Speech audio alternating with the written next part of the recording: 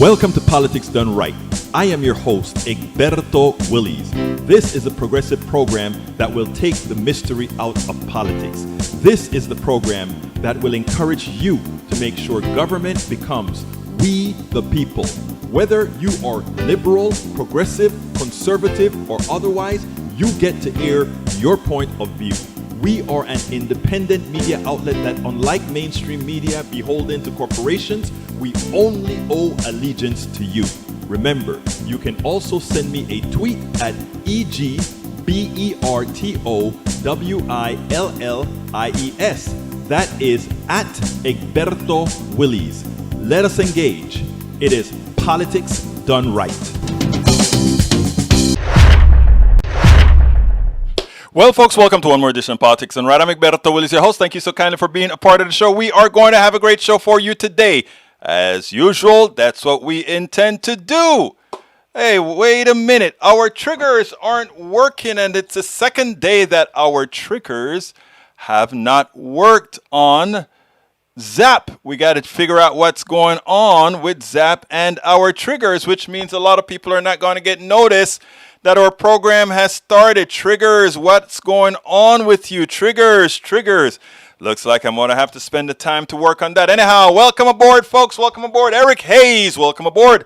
Stephanopoulos, cause we got like 10,000 to 10,500 Americans in the country right now. And are you committed to making sure that the troops stay until every American wants Biden? Yes, he lied on national TV. No. I mean, he intended to get all of them out. Things didn't work out.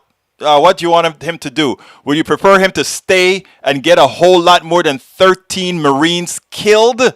Again, that is the, and I hate to use this word, but that is the idiocy of the right. I'm sorry. That is the idiocy of the right. They have no ability to have any critical sense, critical thinking. I mean, we just have to say things that are true. No ability of critical thinking. It is a shame. No ability of critical thinking. Anyhow, welcome aboard, Eric Hayes. Rose Williams, welcome aboard. Welcome aboard, Jessica Taylor. Great to see you. Michael Rudnan is here.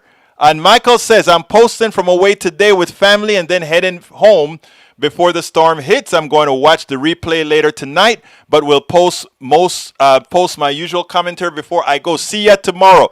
Love you, Michael Rudnan. You are a jewel to Politics Done Right, like many of our other jewels here at Politics Done Right. I thank you guys so kindly. I could not have done this without any of you. We could not have done this together without each other. Anyhow, flash floods watch as Ida's remnants likely to bring 5 inches of rain overnight. What's left of Ida is coming to New York City, is above an hour. Thunderstorms and heavy rain expected. Michael Rudden also takes a 6-week abortion ban takes effect after Supreme Court's inaction. This is insane. 6 weeks is before most women know they're even pregnant. This is such an the Republican Party. We ought to understand it. I'm not talking about the rank and file Republicans. They don't even know it. The Republican Party is an anti-woman party. It's an anti-people of color party. It's an anti all these things. It has turned into a white supremacist party. Look, not because the Republican Party is a white supremacist party does it mean that every single Republican is a white supremacist. That's not the case. Party affiliation is generally a cultural thing. What we have to do is break the culture. Either one of the two things. Either the Republican Party ought to see its roots. And, there are a lot of Republicans that have bolted the party because they've realized that it's a clear and present danger. It is a white supremacist party. In effect, it is one step above. You hear me call about the American Taliban. I mean, if you take a look at the laws they're passing laws to restrict voting. They're passing laws so that you can attack women. In other words, we're going to talk about that with one of the interviews that I did today with TrustWomen. They're passing laws to reduce the ability of people that don't look a certain way to vote. That is what they're doing. And, they're doing it in very psychological manners, in very interesting forms in which they're doing it. That is what they're doing. Read, what happens a lot of times with my Republican brothers and sisters is that they don't read the bills created by their own politicians. They just trust them at face value. But no, the Republican Party is officially the American Taliban. Make no mistake about that. And I stand by those words. Workers need paid sick leave, not just vaccine mandates, no sick leave during a pandemic. That's insane. I had no idea this wasn't already the law. From the article, workers who are sick need to be able to stay home from work. This is crucial to contain a pandemic. Again, these are, when we call those people who don't understand these values, well, we'll go there later. If workers know they can call in sick without missing a paycheck or losing their jobs, everyone is safer. Research shows, not surprisingly, that sick leave policies substantially reduce work ahead by sick workers. Such policies cut down on transmission of flu. Again, all of this, Michael Rudnin, requires what's known as critical thinking. Thinking through different levels of indirection. Something that is I like to say, many would like to say that is anathema to the Republican leadership. It is not anathema to the Republican leadership. You have to understand, the Republican leadership doesn't think about humanity. It thinks about human workers as disposable agents. So therefore, come get the work done. If you get sick, we throw you away and we bring the other person in. That's what it's all about. It is that you are an expendable resource. Never forget that. If you doubt it, read the laws they write. Read the laws they write. Again, Texas was given the opportunity to give health care to every single Texan free of charge, taken up by all of us, the federal government, all of us. We left that money on the table for ideological reasons because later on, we do not want to have to spend a penny on humanity. Remember that, people. It is imperative that you understand it and are able to articulate that to your friends, to your brothers and sisters who believe they follow the Republican values. They are not Republicans.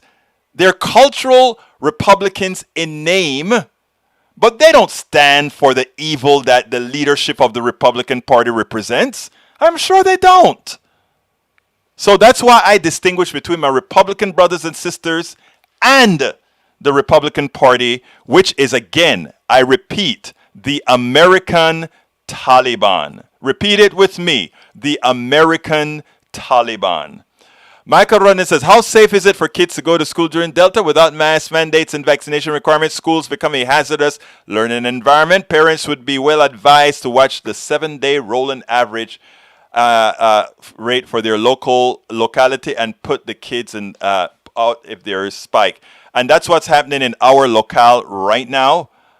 We have a very irresponsible board of directors who have hired a right-wing administrator, and in the process of doing that have created policy that will get some of our kids killed, and it will also get some of our employees at the school, the teachers, etc., killed.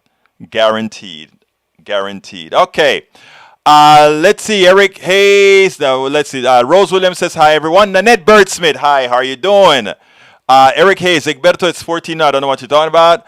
Eric, they had since May to request travel assistance. Privilege does not work in this situation. Sorry, it's sorry. Let's see. Eric Hayes says, transcripts are true. Nothing critical about but probable. I don't know what you're talking about.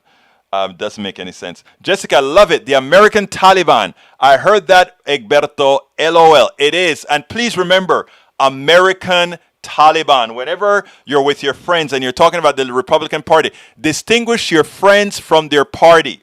Their party is the Taliban. They need to abdicate themselves from the influences of the Taliban.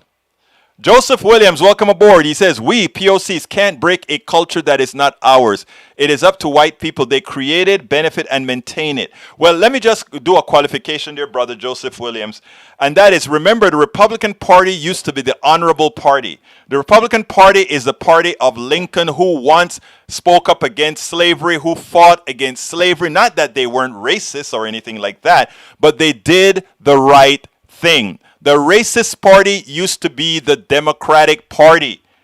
History is so important that we understand. And what happened is, after Johnson signed the Civil Rights, he understood that he as a Democrat was going to lose the southern part of the Democratic Party. And all these guys became what were known as the Dixiecrats. They then populated the Republican Party in the South, and they became the racists from the Democratic Party became Republicans. And that's where we got Strom Thurmond, who was once a Democrat. We have all these Texans that were once Democrats that are now Republicans. Learn the history. The Democratic Party used to be the racist party. The Republican Party used to be the party of honor. It flipped, and they changed people. They changed who populated those parties. That is what happened. That is what happened. All right, Eric Hayes says, who cares what you say about others? Just an opinion. No, it's not an opinion. It is codified, Eric. An opinion means I just think it out and think that's the way it is. Codifications is in law. They just passed a law that said the following in Texas. Women, if after 6 weeks your mother takes you to an abortion clinic, we can sue your mother. And if your mother decides not to answer the suit, she will owe me, as a person who sues, $10,000. She will also owe whomever sues her, whoever sues the clinic, $10,000 if an abortion occurs after 6 weeks. Okay? That's Taliban behavior. That is setting up the mob. That is the institution of the mob codified. Just like they codified having white supremacists at voting booths in every single precinct in Texas. It is not an opinion. It is codified. It's in the law. And you cannot throw these white supremacists out of the voting booth unless they commit what you think is a crime twice. In other words, even the first time they get away with it. So in effect, they can make the rounds. I go into position into precinct 1, commit one crime, stay there, commit the second crime, they kick me out. I go into precinct 2, the other white supremacists come in, and each supremacist get a chance to go into every single precinct. Sir, it's not opinion. It is codified into law. Bruce Pollard, we need to get voters out. Every woman should vote against a Republican state representative or senator. Same with every non-white supremacist. Those who should make the... Yeah, exactly. Bruce, you're absolutely correct. Let's see. Eric says, Egberto predicted death today. Nice. No, I didn't. Tom C., Democrats are the party of the big tent. The GOP is the party of the bigot. I love that, brother Tom C. Eric Hayes says, name calling. Again, name calling would be just calling somebody a name that doesn't apply to them in reality. Like, if I call an intelligent person a stupid person, that's name calling. If I call a Republican leader who created draconian laws for women a Taliban type person, that's not name calling. That is a statement of fact. It is not that the party with consciousness, and it's not the party of consciousness anymore. That is correct. Hayes, tell us, Egberto, you know all. I don't know all at all. My audience knows all, because we have what's called crowdsourcing data. Crowdsourcing data. I have the best, intelligent, smart people. When I'm stumbling, there's always somebody there to say, Egberto, this is what it is. That's what we're talking about. Shared data. Joseph Williams, labels, idealism persists like a virus, hence the switch.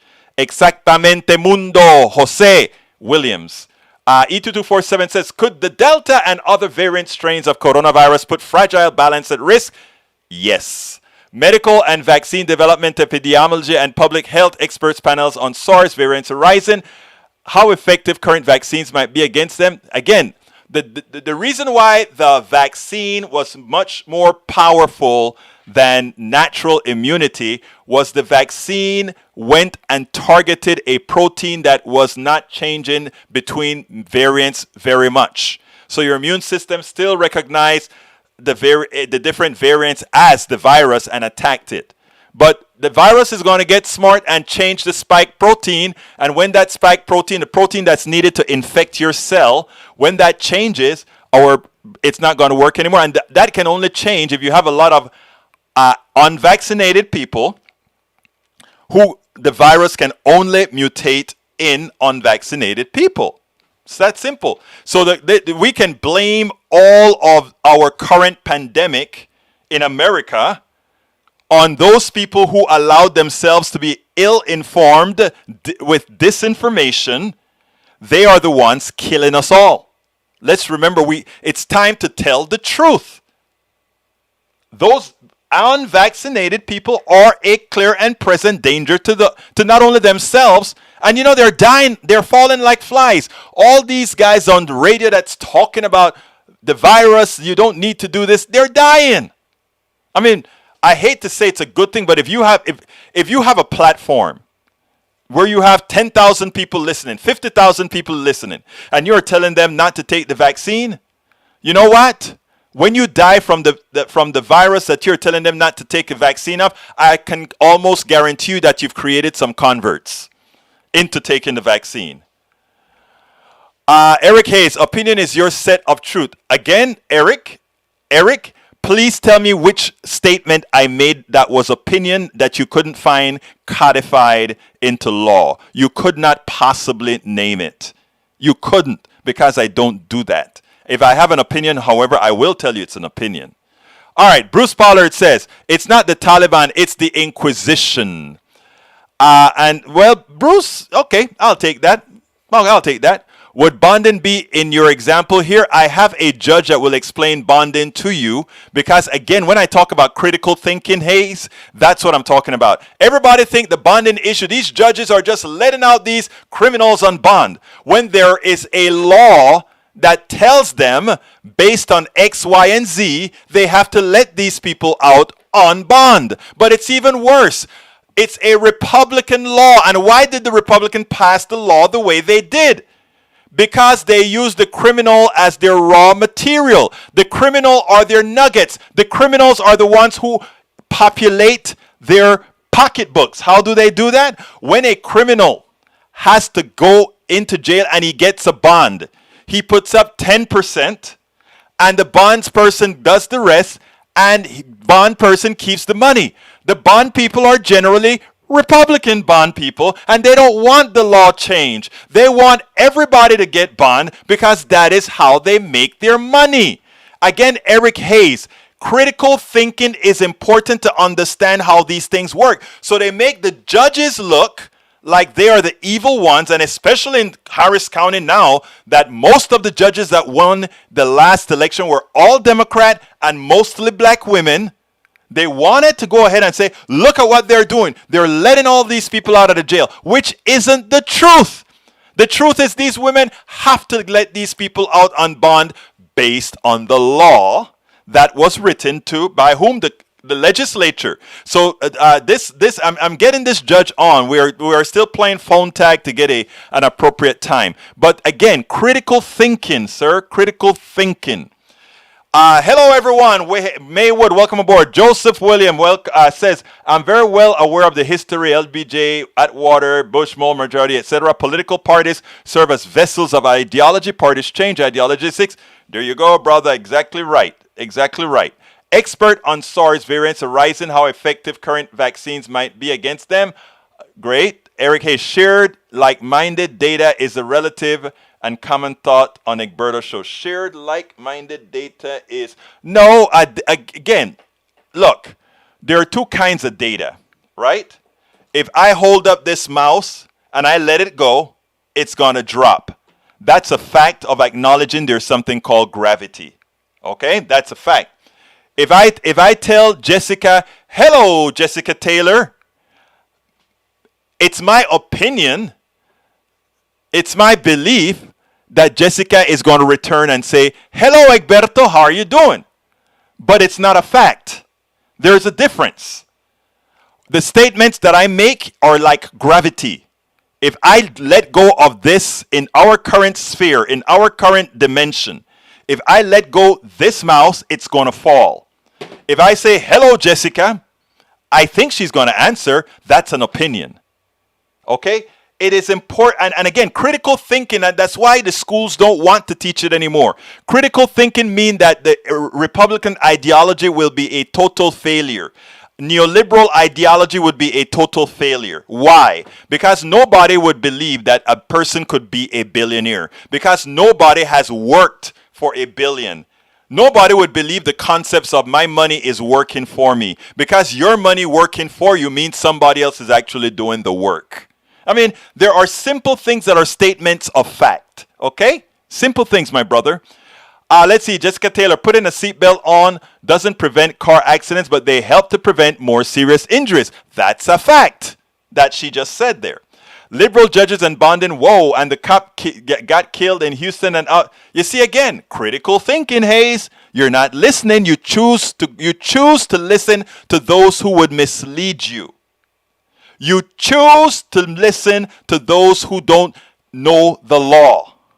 All right, Roberto Lewis says, let's see, true facts. Egberto well explained to how bonds are done.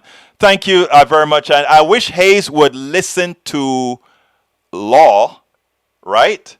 And not and what they're trying to tell him. Think about it. Think about it. Change the law and the judges would be able to act accordingly. Remember that. All right, let's see. In World War II, two companies that could make it item got to the same plan, specs, drafts, etc. that allowed interchangeable standards, part, and whole products around the world to all allies. I remember about that. Actually, I saw something about that. Is he wrong? Oh, Egberto, is Turner wrong? Are you saying he is lying? Oh, is he lying? Again, Turner is a politician just like the other politicians, okay? Again, all these politicians, when one of these criminals get let out of jail, how could you do that, Judge? They don't want to take responsibility for the laws that they pass in the legislature. It's that simple. It is that simple. All right, let's see what else we got. Bruce Pollard, I have a friend who refuses to wear seat belts and pays the fine. Twice so far, he admits being afraid to get vaccinated. All right, let's see. Eric Hayes, I have a bridge for... I mean, he would buy it. He would buy it. Anyway, I want you to listen to this this interview with, or rather, Zack Gingrich. When the law passed, I called up TrustWomen, because I wanted to get their point of view. So check it out. Welcome to another edition of Politics and Right. My name is Egberto Williams. Today we are with Zack Gingrich Gaylord from TrustWomen. Look, Zack, you know what? Last night we were waiting up until midnight to see if we were going to get an injunction from the Supreme Court because of the law passed in Texas. Why don't you first go ahead and tell us what is the problem with the law here in Texas? Well, right from our perspective in Kansas and Oklahoma, we're concerned with the amount of travel people are going to have to do. At the core of this law is really a troubling concept that the best way to deal with abortion care is to attack the networks of mutual support that people have. A lot of our patients really rely on their families, their employers, their churches to help support their choice to seek abortion care and to do just normal family planning. Around 80% of our patients are already parents, so in order to travel 600 miles, 700 miles from Texas to either our Oklahoma City or Wichita clinic, they're going to need to rely on a lot of people to get there. And this legislation directly criminalizes people's networks of supports. And that's just a really pernicious and cruel way to, regulate something that's just a basic healthcare function. It is interesting because the law that was passed here in Texas that goes into effect today actually penalizes. Not, I mean, the way they wrote the law is to make sure that government was not really involved. So it's just Yeah. people, as you just mentioned, the support system for these people are now held accountable and civilly liable for allowing or for helping a woman who may want to do her health care, in this case, an abortion. And they're and the interesting thing about the law is if if a Uber driver gets sued for taking a woman to an abortion clinic, and the Uber driver said, "Well, really, all I did was transport this woman. I'm going to ignore that. That's a frivolous lawsuit." By default, the person who claimed he's involved wins the case, and he owes that person $10,000. Is Right. that It's incredible. Yeah. I mean, there's not a lot of words to describe just how uh, out of bounds that kind of thing is, and it's not going to do what they ostensibly want to do. It's going to leave people in further dire situations who can't afford to make that travel arrangements. People who are able to access funds or networks of support, it's going to severely disrupt their own lives as they try to travel to Kansas, Oklahoma, Arizona, New Mexico, Louisiana, all these different places. All while there's also, we kind of tend to forget there's still an ongoing pandemic. And so putting people at further risk uh, of either spreading or contracting or bringing back more COVID, it's just a highly irresponsible uh, piece it of is? legislation. Yeah. It is crazy. Now here it is. Now two men talking about this issue that dramatically affects women, and we are cognizant of that. But Yes, sir. I want to put a corollary on to all the women that are watching. These two men come to the defense is to say that all these draconian laws are being effectuated by men, mostly men, on a Yeah. woman's body. And to put it bluntly, I think for all practical purposes, it's up to men to put some sense in men's brains that it's none of our damn business. Your thoughts on that? Well, look, I think we need everybody to get involved in this and understand the impacts that this is going to have on our communities. And as far as men speaking out for on behalf of people needing abortion care, we need people of all types to stand up and say this is far too far. This isn't going to do what they want it to do, and this is really just going to create more harm for our communities. Now, Zack, Gingrich, Gaylord, thank you so kindly for Thank you. representing Trust Women and for giving us your thoughts on the draconian law just passed in Texas. Yes, sir. You got it. All right. We next before I forget, please, folks, if you are on YouTube, please click that join button. Become a part of our PDR posse. We could not do all of this without you. We couldn't get all these interviews, etc., without you. I have an interview that I need to play right away because we're going to be running close on time. But please also remember to support at politicsandright.com/support, politicsandright.com/support. That is the way we can continue doing what we're doing. I'd like to bring to you the one and only Marie Pizano. Here we go. Welcome to one more edition of Politics and Right. I'm Egberto Willis, your host. Thank you so kindly for being with us. Marie Pizano was born and raised in Chicago. She moved to Memphis in 1999. She has served on the boards of the International Children's Foundation, the Women's Foundation for Greater Memphis, and the Commission on Missing and Exploited Children. She was co-founder of the Tiara T Society, chairperson for Go Red for Women, and created Rock for Hope for St. Jude Children's Research Hospital. She's a devoted mother of two and very passionate about film, music, and community.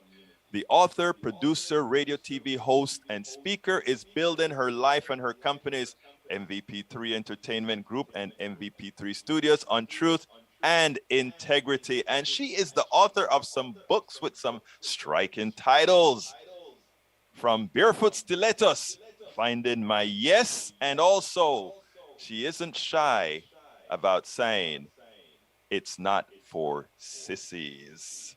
Marie Pizano, welcome to Politics Done Right. How are you doing today? Good. Thank you for having me on your show. Well, look, let me tell you, I like great stories and I like great beginnings because one of the things, in as much as we're a political show, one of the things we like to do is talk about empowering people, and your story is an empowering story. I mean, and what I want you to do for me, if you will, is give us a little start. Who is this Marie Pisano from Chicago who had some heavy things happen in the beginning of her life? And then we're going to talk about how you stepped forward and took command of your entire life and give it in a manner that encourages folk that says we have control of our own lives.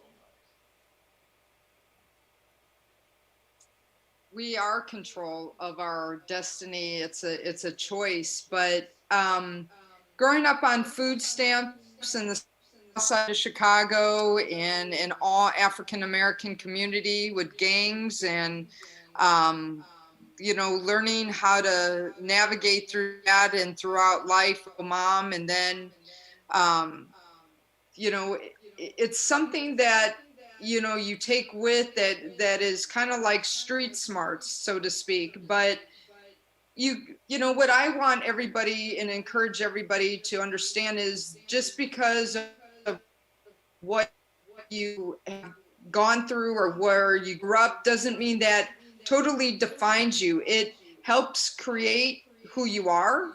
It can the choice that you make to either fall into it or to create better. And what I had learned from my mother was you could either play victim or do something about it. And so I've chosen in my life, in my path, even though I stumbled and fall, along the way, but it's still a choice up each day and go find, my yes. And my yes might not be the same yes as your yes, but we could all find our yes by rising up and living on truth and integrity is really the key. And that's what I found for myself. And when you heal all the inner child issues and heal the past, that's how you could actually thrust forward to a great future.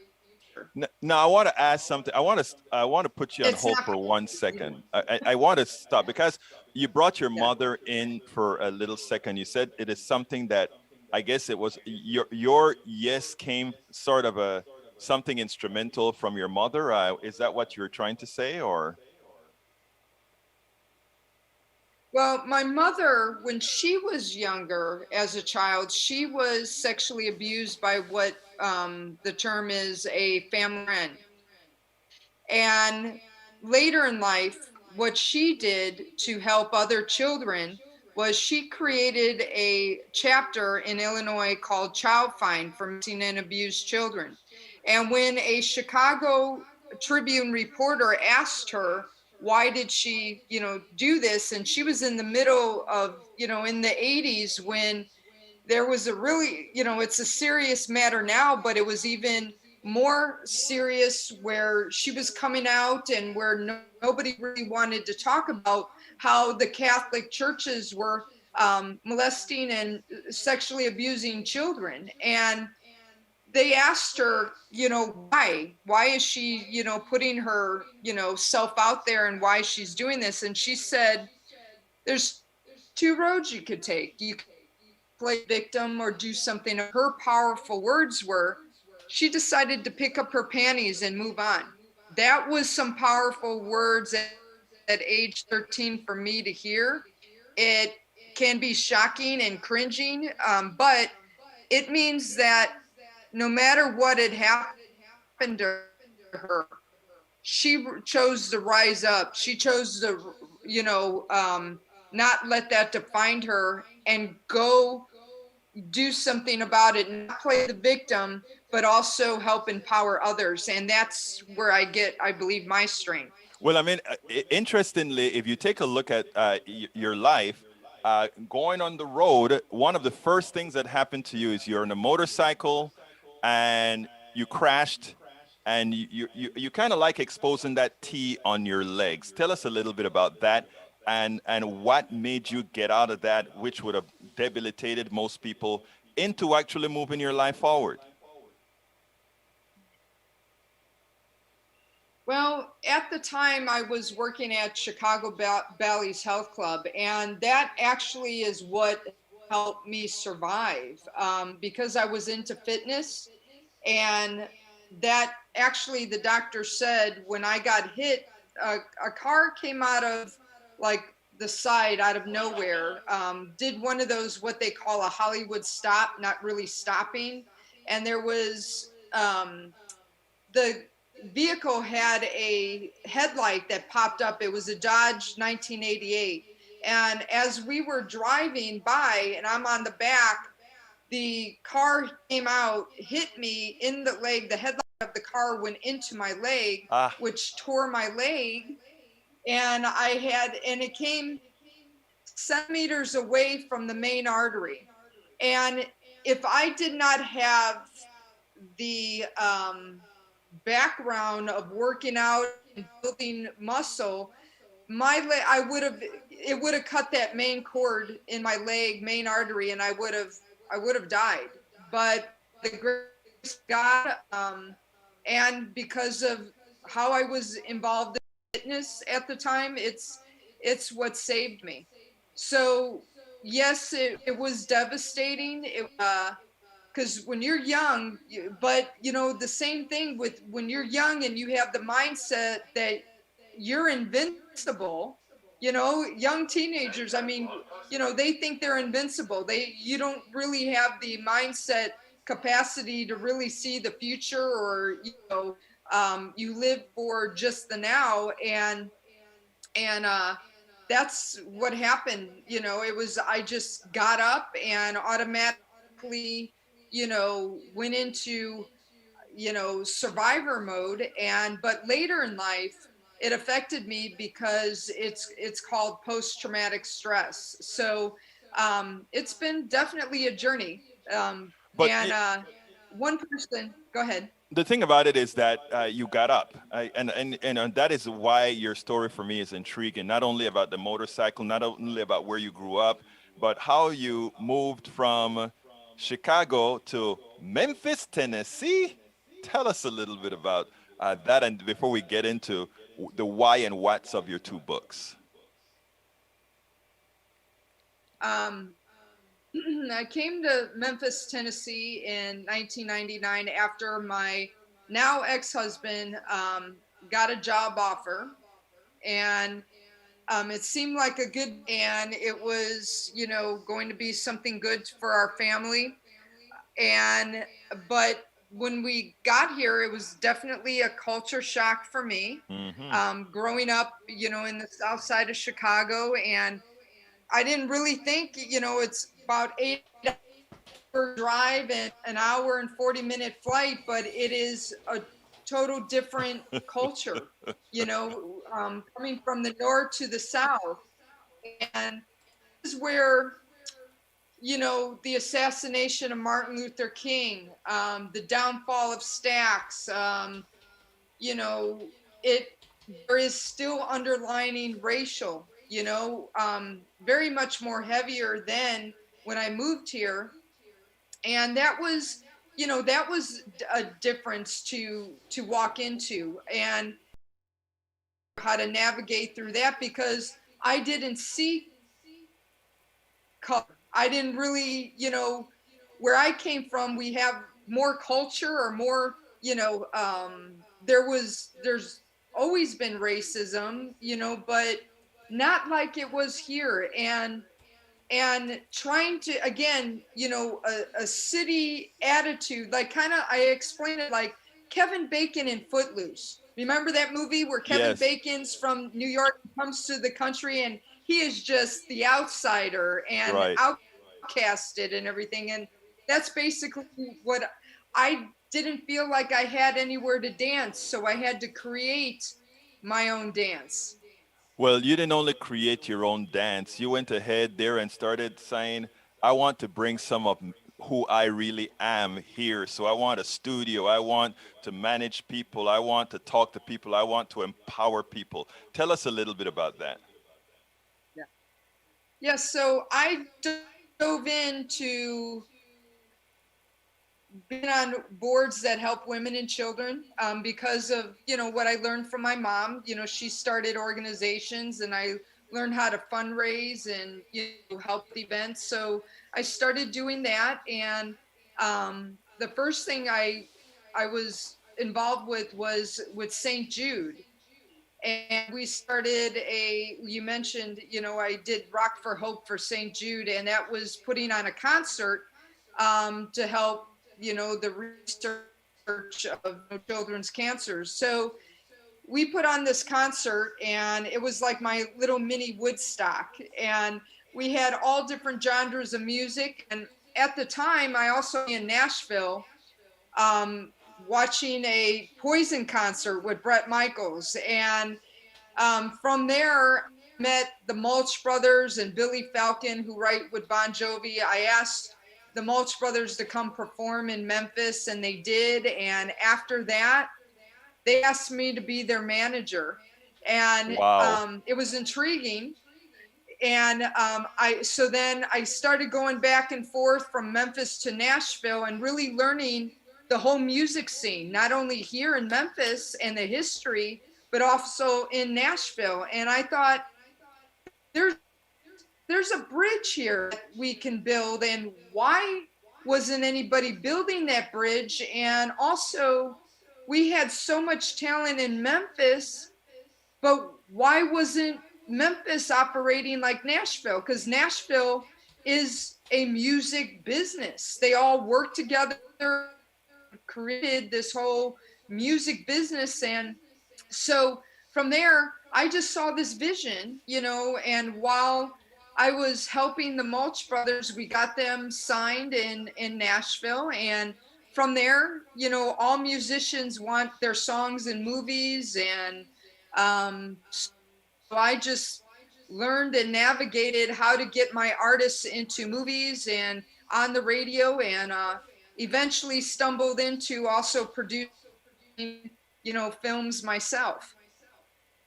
That is actually great. Now, why did you write the books? And I mean, I, I I I like the titles because it's so affirmative. From Barefoot Stilettos. What is Barefoot Stilettos anyway? Well, we all come in this world barefoot. We all stumble and fall, but we each have the power to rise up each day. And I say stilettos, in my stilettos, because as a woman or anybody, trying to hurdle over life or whatever, we always get knocked down. There's always, curveballs and things that happen in life and things we can't control. But no matter what, we cannot give up. And I just say I empower myself by rising up in these stilettos. And most could get offended by it, but women have to go through a lot of different things. So do men. But women have to teach men how we want to be treated. But in all honesty, we all have to teach each other how we want to be treated. So stilettos is just not, this, stiletto, a shoe or anything, that is offensive. It's more about rising up, in your stilettos. Little girls always dream of wearing that stiletto or, that glass slipper, but they don't realize that it takes a lot to wear that glass slipper, to wear that stiletto without stumbling and falling sometimes, Let me tell you something. First of all, what you said is so So true. When you talked about women, women need to tell what it is they need. Women need to be. We need to know how different women are treated, etc. You don't have to come out and say and men also, because we're still living in a patriarchy. So I mean, I love that you come out assertively and said what you had to say. That yeah, you guys need to learn how the hell women need to be, the things that affect women. Now, the title of the book, the first one, I like the one that you talk about. Um, it's not for sissies. What's not for sissies? I love that. Not easy, meaning it's not easy. Like Rocky Balboa, you in life you get hit so many times. What is Rocky's thing? It's not how many times you get hit, it's how many times you can get up, and it's not easy. Again, all these things that happen to us in life, and we're all victims of victimization. And that, navigating even what we're looking at in the world today, navigating through everybody's inner child issues, everybody's, fears and everything. This world is not easy. And it, again, it's not to be offensive, it's not for sissies. You have to, toughen up, you have to empower to be able to rise above all the noise, all the trauma, and not taking this emotional punching bag for others. And once we empower ourselves and get that mind, body, and soul in balance, we're able to teach others how we want to be treated. And again, I have to say this, that yes, us women have been treated a certain way, but we forget that so have men. Women, mothers have treated little boys and men the improper way. And that's another reason why possibly men, have learned a certain way as well. So it takes both parties, men and women, to learn how to navigate and work with each other. All it is about respect. Whether it's, this racial thing, whether it's this, you believe one thing, I believe another, or, how women and men need to treat each other. Everybody just needs to treat each other with respect. And again, all need to find our yes, and our yes is not the same, but we need to respect that. That I wanted to get there, and you kind of jumped the gun on me, because there are two last questions I want to ask. How do we get to our yes? And for my audience, which is a very politically inclined audience, your empowering story, the way you just went ahead and let me preface this a bit. I have a lot of people in our, as we are trying to empower people politically, would say things like, well, things can't change, or that's how it has always been, or those kinds of statements. When you come out and you say, find your yes, it is, I tell my audience, you can find, I don't use the find my yes moniker, that's yours. I tell my audience, we can do whatever we set out to do. We just have to get out there, stand up, and do it. From your childhood to your accident to your moving into a society that was foreign to you. You went through all these things, and each place that you've been, you found your yes. It's clear from your company, you found your yes. It's clear from your achievements, you found your yes. So this is the last question, a twofer. Explain how you found your yes, how you're sure of your yes, and then ask, tell our audience something that you wish I had asked you that I didn't. Well, how I found my yes is, again, it's a journey. It's and I always say, but I'm not the Dalai Lama or Mother Teresa. I made mistakes. We we all make these mistakes, and we all have this journey. So through it all, you're trying to find that yes. You're trying to find that happiness. What we're all really trying to do is find ourselves.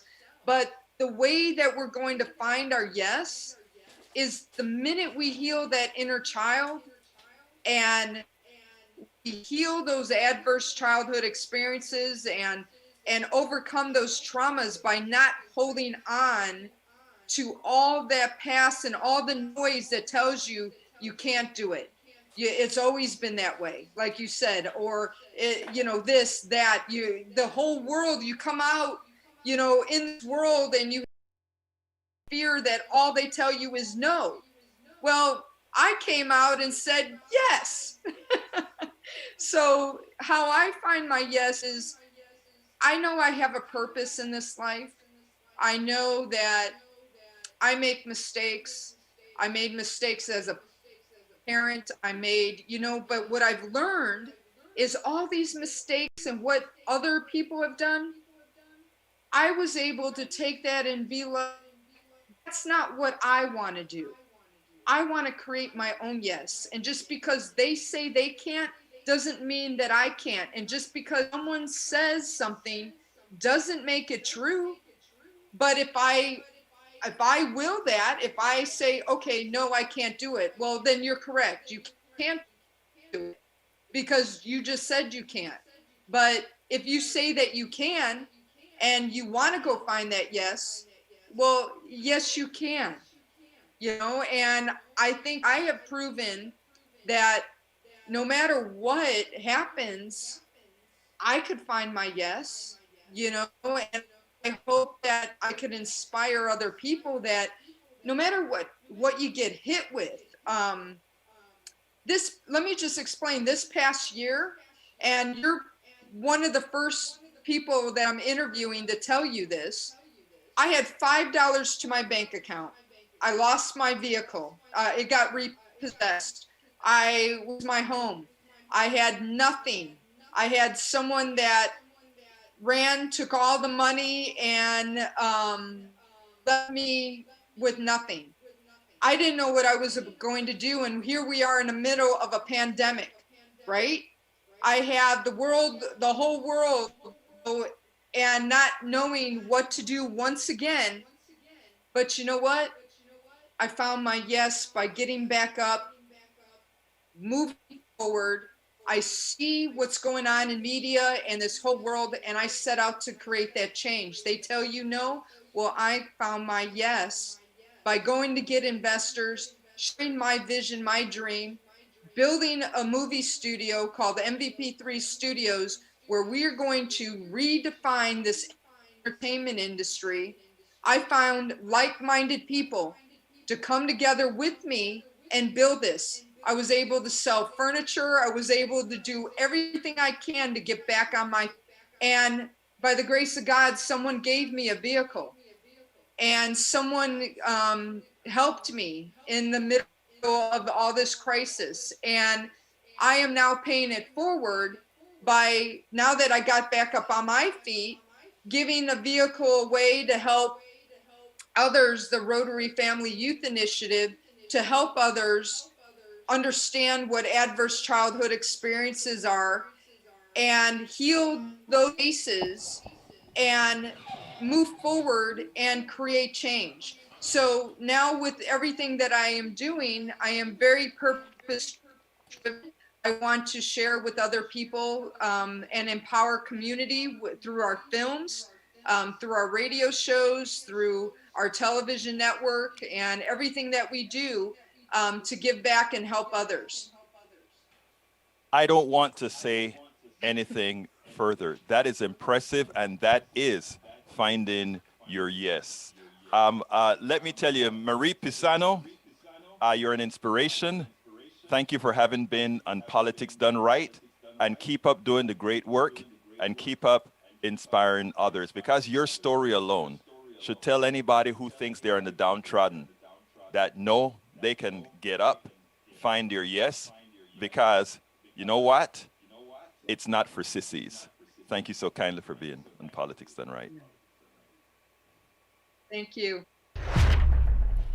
Well, folks, I hope you enjoyed that, because, I really enjoyed talking to her both on camera and off camera. Again, she's an very inspirational person.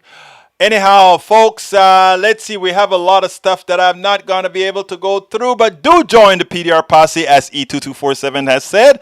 Please join the PDR Posse, as Bridge MCP, your great leader, has said. And to do that, all you've got to do is click on that join button on Facebook, or go ahead and become a part of our Patreon by going to politicsdoneright.com/Patreon, or going to politicsdoneright.com/PayPal. Or welcome aboard, and Nanette Smith. I don't think I saluted you, and I don't think I saluted a few others either. May Wood, I don't think I saluted you, sir. Let's see. If I didn't salute you, drop me a line, and I'll make sure to do so. I love to salute my peeps. All right, folks. Don't forget, get my books. Good stuff in the books, folks. Please, please, please. politicsdoneright.com/books. And get one of our books. If you buy it directly from our store, see, check them out. If you buy it directly from our store, I will include a bumper sticker, and of course, I'll autograph it as well. What am I forgetting here? Please remember to go to politicsdoneright.com/store. Well, you know, so Nanette Birdsmith and May said, yes, I did. Well, what can I say? You know, I'm saying so many things. Sometimes the mind get all squashed and whatever. I'm building websites I just got through building a website. You guys should check it out. Alianza Latina Internacional.org. Alianza Latina Internacional.org. And I'm taking over one for an independent group here in Texas. So my time is crazy. Anyhow, folks. Egberto, please read my comments from earlier this podcast. All right, Carl, let me see if I can find it. I still have a minute or so. Let's see what Carl has to say, brother Carl. Egberto, religious fanatics in North Georgia are threatening workers who want to give the COVID-19 vaccine to people who want it. Threaten people who want to be vaccinated. The site closed. Is that crazy or what, people? Keep your head on, everybody. Be nice as you can. But please, be forceful with the facts that you believe, and don't allow folks to make conjecture a fact, or don't allow anybody to make a fact an opinion, because that is how we fall into over 640,000 dead people in America that didn't have to die. We've lost our ability, or too many of us, not all of you, too many of us have lost our ability for critical thinking. Let's not keep doing that. Let's not keep doing that. Look, guys, I want to tell you, I love you guys. I love all you guys. Bring more folks so that we can share the love to more people. Let's create a love fest around politics, good politics. Let's create a place for those who decide that they really want to change. They really want to be better. Let's do that. Let's create that. Let's give somebody a place to land. Let's give people a place. Let them be able to land here and not feel like because they were misled before that somehow they cannot come into the fold. They can. Please support us. Click that join button or go to politicsdoneright.com/support. My name is Egberto Willies. This is Politics Done Right. And you know how I end this baby. I am what? Out.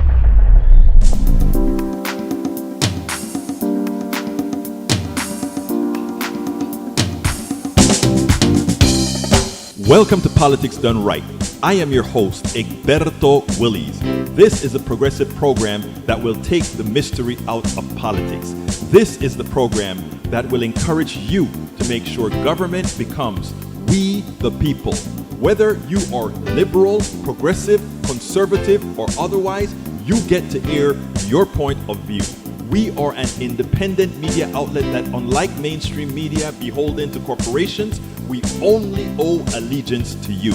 Remember, you can also send me a tweet at EGBERTOWILLIES. That is at Egberto Willies. Let us engage. It is Politics Done Right.